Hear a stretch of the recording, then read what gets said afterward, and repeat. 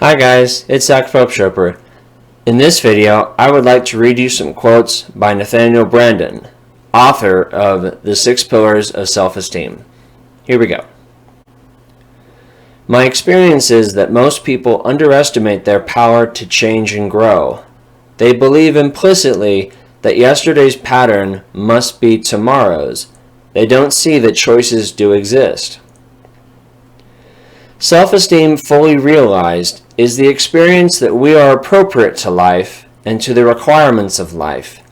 More specifically, self-esteem is confidence in our ability to think, confidence in our ability to cope with the basic challenges of life, and confidence in our right to be successful and happy.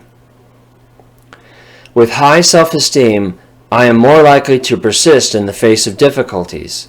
With low self-esteem, I am more likely to give up. If I respect myself and require that others deal with me respectfully, I send out signals and behave in ways that increase the likelihood that others will respond appropriately. The most disastrous relationships are between those who think poorly of themselves. The union of two abysses does not create a height. If I do not feel lovable, it is very difficult to believe that anyone else loves me. If I do not accept myself, how can I accept your love for me? Your warmth and devotion are confusing. They confound my self-concept, since I know I am not lovable. Happiness anxiety, as I call it, is very common. Happiness can activate internal voices saying, "I don't deserve this," or "it will never last." What is required for many of us is the courage to tolerate happiness without self-sabotage. Persons of high self-esteem are not driven to make themselves superior to others. They do not seek to prove their value by measuring themselves against a comparative standard. Their joy is in being who they are, not in being someone else. The sad truth is, whoever is successful in this world runs the risk of being a target. People of low achievement often envy and resent people of high achievement. Those who are unhappy often envy and resent those who are happy. If my aim is to prove I am enough, the project goes on to infinity because the battle was already lost the day I conceded that the issue was debatable. No one can expect to be equally competent in all areas, and no one needs to be. Self-respect is the conviction of our own value. It is not the delusion that we are perfect or superior to anyone else. It is the conviction that our life and well-being are worth acting to support, protect, and nurture. When self-esteem is low, we are often manipulated by fear. In virtually all of the great spiritual and philosophical traditions of the world, there appears some form of the idea that most human beings are sleepwalking through their own existence. Enlightenment is identified with waking up.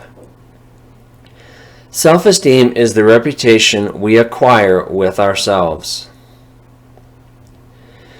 To be self-accepting is to be on my own side, to be for myself.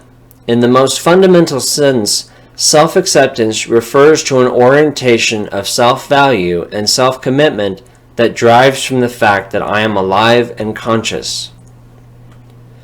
Some people are so self-rejecting at so deep a level that no growth can ever work until and unless this problem is addressed. Self-acceptance entails our willingness to experience without denial or evasion that we think what we think, feel what we feel, desire what we desire, have done what we have done, and are what we are. When we fully experience and accept negative feelings, we are able to let go of them. They have been allowed to have their say, and they relinquish center stage. Self-acceptance also entails the idea of compassion, of being a friend to myself. If I hold myself responsible for matters beyond my control, I put my self-esteem in jeopardy because inevitably I will fail my expectations.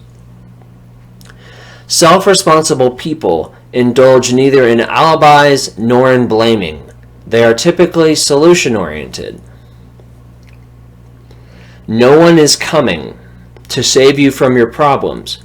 You must be the hero that takes center stage in your life.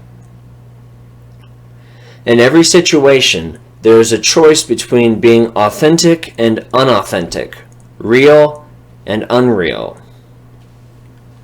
To practice self-assertiveness consistently, I need the conviction that my ideas and wants are important.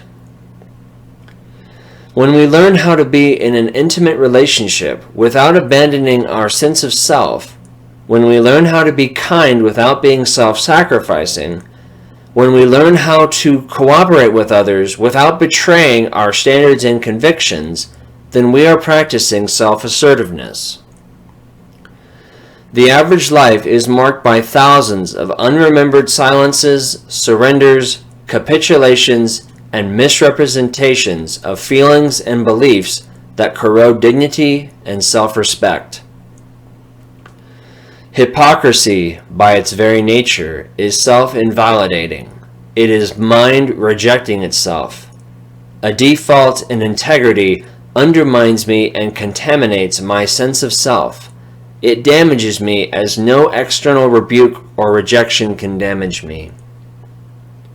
My ego is the judge from which there is no escape. I cannot avoid myself. We must summon the courage to challenge some of our deepest assumptions concerning what we have been taught to regard as the good. Love is not felt to be real when it is always tied to performance, tied to living up to mother's or father's expectations, and when it is withdrawn from time to time as a means of manipulating obedience and conformity. If a visiting guest accidentally spills a drink, we do not say, "Ugh, you're so sloppy, what's the matter with you?" But then why do we think such statements are appropriate for our children, who are much more important to us than the visitor? What a great teacher, a great parent, a great psychotherapist have in common is a deep belief in the potential of the person with whom they are concerned. They possess a conviction about what that person is capable of being and doing, plus the ability to transmit that conviction during their interactions. Every child does some things right. Every child has some assets. They must be found, identified, and nurtured. A teacher should be a prospector looking for gold. You don't count. By yourself, you are nothing. Only as a part of us can you be something. Thus, any society, to the extent that this is dominated by the tribal premise, it is inherently unsupportive of self-esteem. In such a society, the individual is socialized to hold him or herself in low esteem relative to the group. And finally, these 5 quotes are in reference to the author's guidance for how to let go of guilt. 1. Face and accept the full reality of what you have done without disowning or avoidance. 2. Seek to understand why you did what you did. 3. Acknowledge to the affected parties what I have done and make it known what effects my actions have had on them. 4. Take all actions available to minimize the harm done. And 5. Firmly commit yourself to behaving differently in the future. Well guys, that's all I've got for you in this video. I hope you enjoyed it, and more badass quotes to come.